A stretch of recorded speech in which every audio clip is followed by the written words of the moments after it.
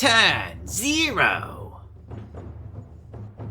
Morgrek rests, his eyes like anvils and storms for lungs. The sound of drums is all around him, as if winter itself had a pulse. Everything that can be dragged from shore has been heaped upon the ice and set alight, a brief respite against the howling cold. The fog is thicker than walls, Morgrek wrapped in it like cloth on a Gargant's club. He sits upon a throne of stone, two great rogue idols inert and lifeless, their tumbled bulk comprising his throne. Mogrek's features are hard to discern, as if the bonfire's very light is afraid of the Uruk's boundless fury. The nights were long in the Delta, and the Longblades, as they began to call themselves, have come and gone, pledging fealty or great deeds. They seemed small and fragile, but that was not for Morgrek to judge. The coming battles would determine their worth. So much had changed since the Iron Sage tricked him, but it didn't matter.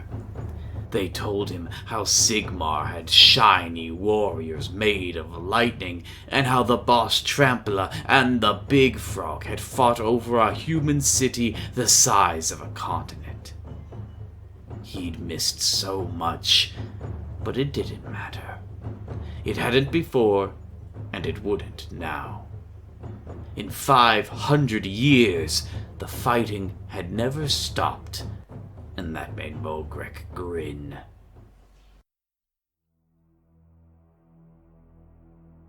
Atressa had cast her scabbard into the fire before her allies, swearing never to sheath it again in anything but Mogrek's hide. That was not strictly true, however, and her bold claim had become something of a nuisance. Behind her, a squire cradled the blade like a newborn babe, folded in a heavy fur that had previously served as a bedspread, now the only wrapping her masterwork blade wouldn't immediately pierce. The nights were long in the Delta, but she could feel this one coming to an end. The winds were picking up, unnaturally cold, frost biting her face like 1,000 needle-thin teeth. She felt rage swell within her breast. Already, there had been skirmishes, small engagements, bloodshed. They were out there, downriver, atop the ice. She wanted to run them down while they made camp, drive them back into their own unnatural storm. If this were the founding of the Seraphate, if she had the Aegileg at her back, she would. Oh, how she would, too. Yet those days were dead, and her old life with them. She was warden of Iskarnath now, and she would know only victory, no matter the cost.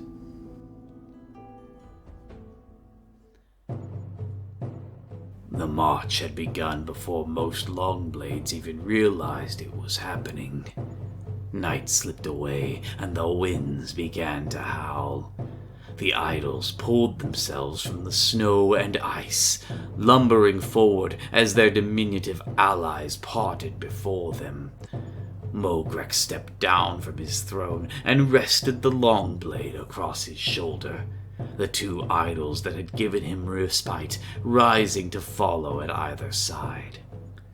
Fog turned to steam as the Everwinter faltered before the Delta's burning touch, and the idols began to stumble, tumbling through ice melting as fast as it could form. The volcanic muck sucking at their stone bodies like quicksand.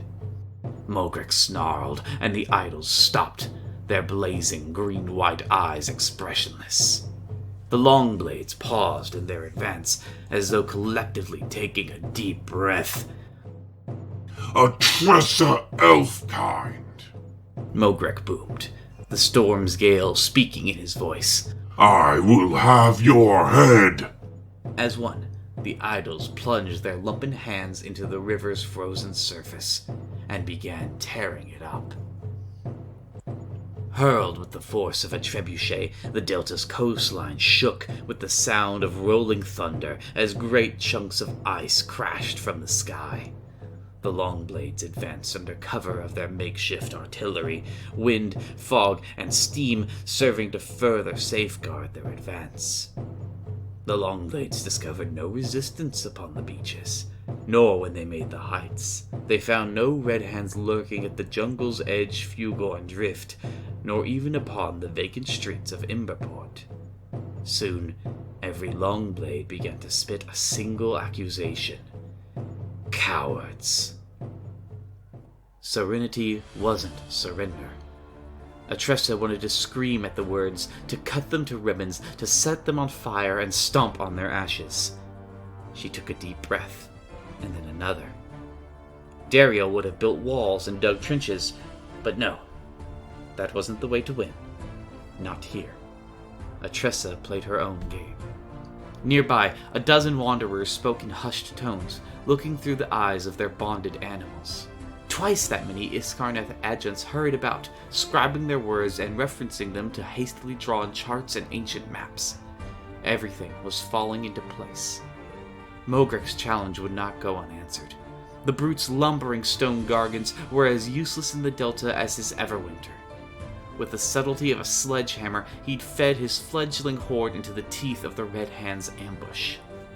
She motioned to her squires. One brought her sword, the other a gun. She regarded the strange firearm of Caradhras' design for a long moment.